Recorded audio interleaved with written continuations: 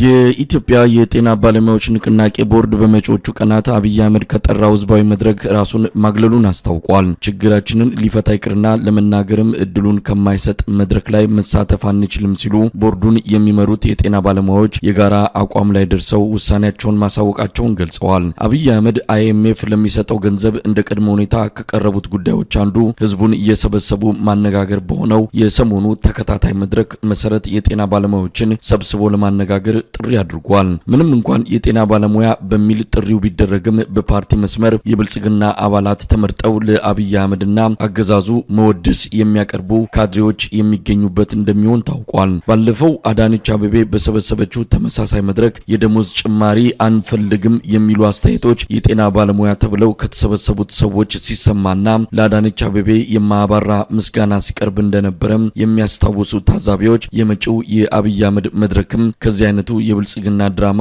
የተለየ ነገር የሚታይበት እንደማይሆን ከወዲሁ ግምታቸውን በመስጠት ላይ ናቸው።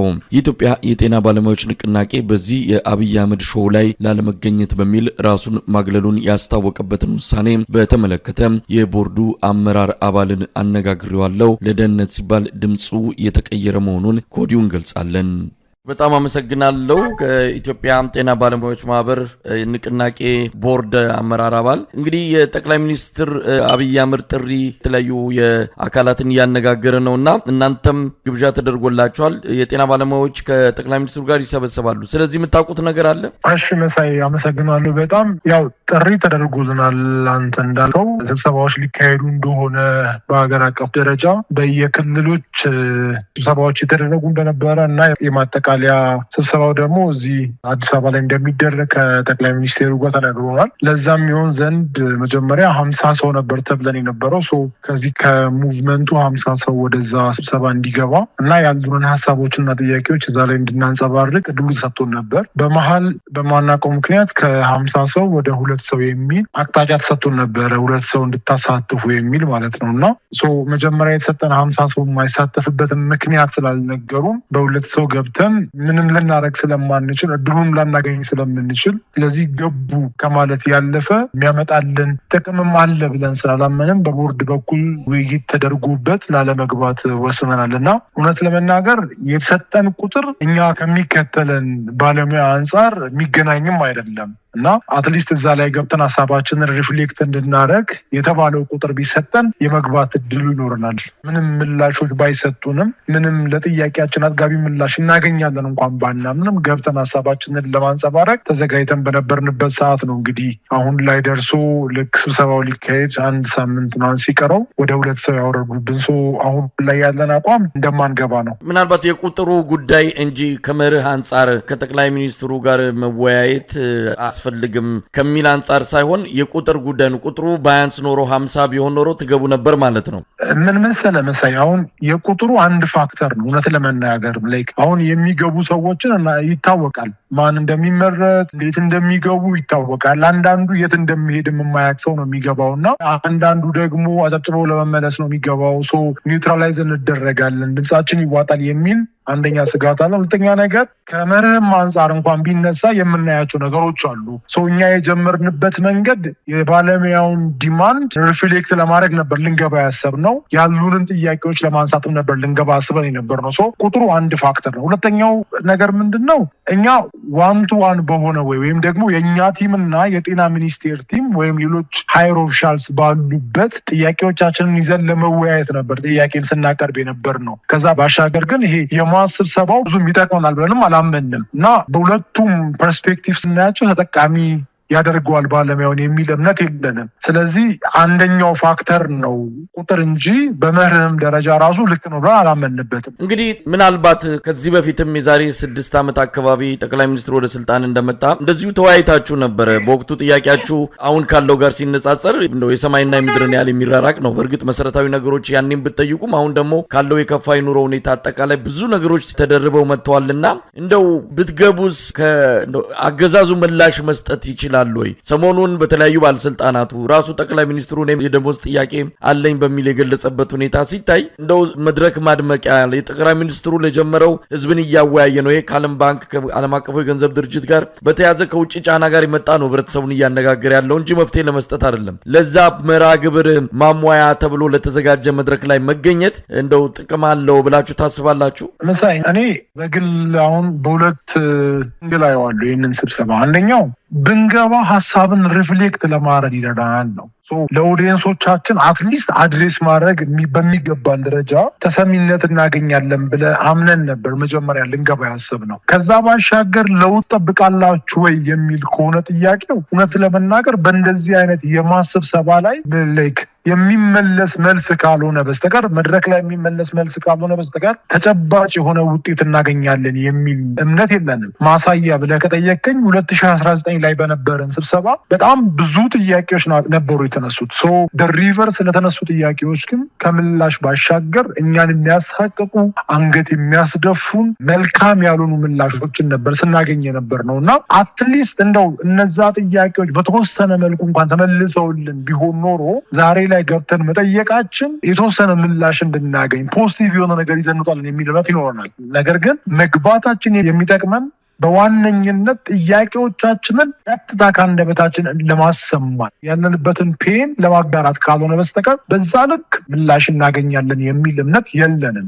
ቅድም አንተም እንዳነሳው ረገጥ አድርጌ ማንሳት የምፈልገው ነገር ኦዲየንሶች ሜቢ ይህንን የሚሰሙ ሰዎች የ2011ን ቃለ መጠይቅ ወይም ደግሞ የባለሙያውን ጥያቄ ወደኋላ ሄደው ቢሰሙልኝ ደስ ይለኛል።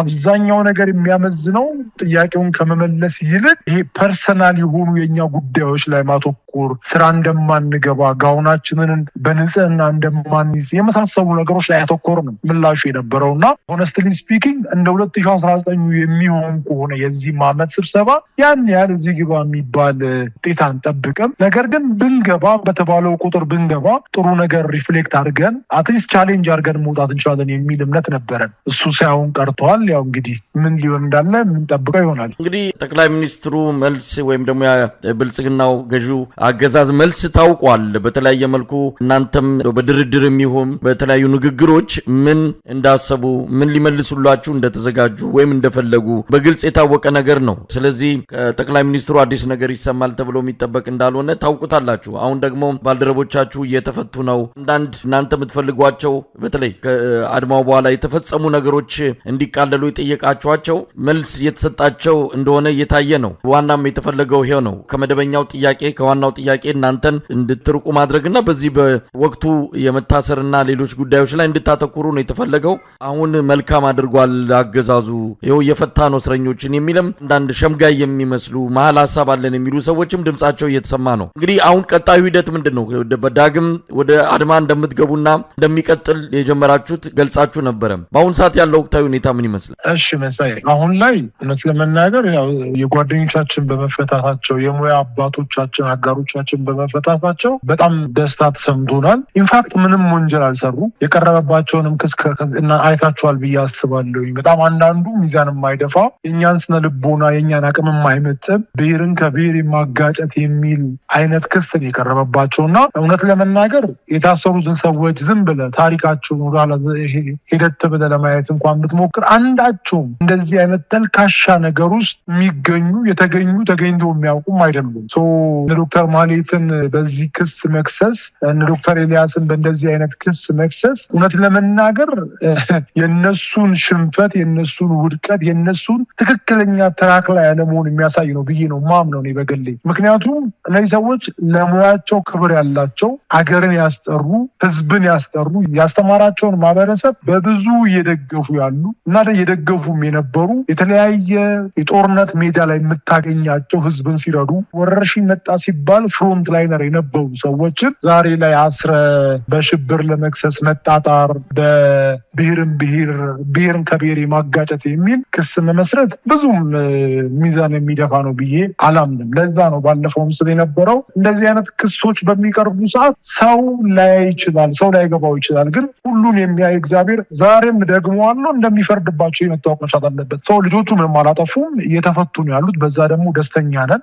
መፈታታቸው እንደማይቀር እኛም እናቅ ነበር። ቀኑ ዘገየ፣ ቀኑ ቆየባቸው እንጂ በተለይ አራስ ሴት አስረ በዚህ ልክ የትም ቤት ገብተህ ልታገኛት የምትችላትን አንዲት አራስ ሐኪም አስረ በዛ ልክ ማሰቃየቱ ብዙም ተገቢ ነው ብለን አላመንም። ሰው እነሱ ተፈቷል። ይህንን በመልካም ጎን እናየዋለን። ሰው ጥያቄያችን ይሄ ብቻ አይደለም። እንደው እንደ ፕሪኮንዲሽን ራሱ ያስቀመጥናቸው እንደ ቅድመ ሁኔታ ያስቀመጥነው ከእስር የማስፈታቱ ጉዳይ አንዱ እንጂ ሙሉ አይደለም። ለምሳሌ የመባረሪያ ደብዳቤ ደረሳቸዋሉ፣ እስቲ ስራ እየተመለሱ ያሉ የማስፈራሪያ ደብዳቤዎች፣ የማስጠንቀቂያ ደብዳቤዎች የተጻፈባቸው ያሉ አሉና እሱ ሁሉ ቮይድ እንዲደረግ ጠይቀናል። ደግሞ ይፈጸማልን ብለን እናምናለን። ሰው ምንም አላጠፉም፣ መብታቸውን የጠየቁት ሰው መብትን የጠየቀን ሰው በዚህ ልክ ማስፈራራት በራሱ ወንጀል ሆኖ አግኝተነዋል እኛና ይህንም ጠበቆቻችን ከህግ ባለሙያዎቻችን ጋር እየተነጋገርን ያለ ነው። እሱም በቅርቡ ስራ ላይ እንደሚውል እናምናለን። ከዛ ባሻገር የሚመለሱ ምላሾች 12ቱን ዲማንዶቻችንን እስካልመለሰ ድረስ ወደኋላ የምንመለስበት ምንም ነገር አይኖርም። ምክንያቱም የጠየቅነው እስረኛን ለማስፈታት አይደለም። የጠየቅነው እኛ ከስራ የተባረሩትን ወደ ስራ የማስመለስ አይደለም። ይሄ እግረ መንገድ የምናደርገው ነገር ዋና ጥያቄዎቻችን አሉ።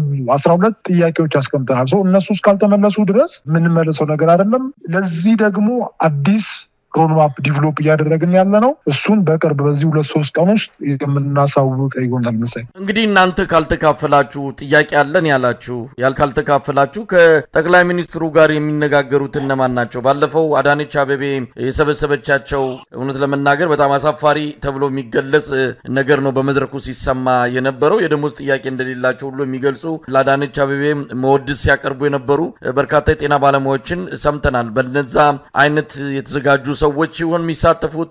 ምን አይነት መድረክ ሊሆን ነው እናንተ ካልተገኛችሁ? ምን መሰለህ መሳይ፣ እውነት ለመነጋገር እንደዚህ አይነት ቦታ ስትሄድ ጥያቄ እንድትጠይቅ ቻሌንጅ እንድታረግ አይፈለግም። ማን ነው የሚሄደው ላልከኝ አንድ ሲምፕል ኤግዛምፕል እኔ ላንሳለህ። የበቀደሙ የከንቲባው ስብሰባ ላይ የተገኙ ሰዎች አብዛኞቹ የት እንደሚሄዱ አያውቁም። ቢኮዝ ስለምንተዋወቅ ባለሙያ ስለሆንን ውሏችን አንድ ላይ ስለሆነ የት እንደሚሄዱ ነው የማያውቁ እና ደውለው ከወጡም በኋላ ጭምር እየነገሩን የነበሩት እና ራሴን እኔ እኮ እዛ ቦታ ላይ ነው ያገኘሁት። ስብሰባ አለ ነው፣ ስብሰባም አይደለም ጉብኝት ትሄዳላችሁ ተብለን የወጣ ነው። ስለዚህ 12 ሰዓት ከቤት ፒክ ያደረጓቸው ሲወስዷቸው ኢቭን የት እንደሚሄዱ ለማያውቁ ለምን እንደሚሄዱ የማያውቁ አይነት ባለሙያዎችና ሰብስበው የሰሩት። ከዛ ባሻገር እንደው አንዳንዶቹ በጣም አሳፋሪ በሆነ መልኩ ደሞዝ አያስፈልገንም ብለው የሚጠይቁም አሉ። የእነሱን እኔ ልንገርህ ምን መሰለህ፣ ደሞዝ አያስፈልገንም የሚሉ ሰዎች ትክክል ነው፣ ደሞዝ አያስፈልጋቸውም። የጠየቃችሁ ጥያቄ አንድ ነበር። እኔ ደግሞ ሳይሆን የሚያስፈልገኝ በጀት ነው ያለችው። እሷ የአንድ ጤና ጣቢያ ስራ አስኪያጅ ነበረች።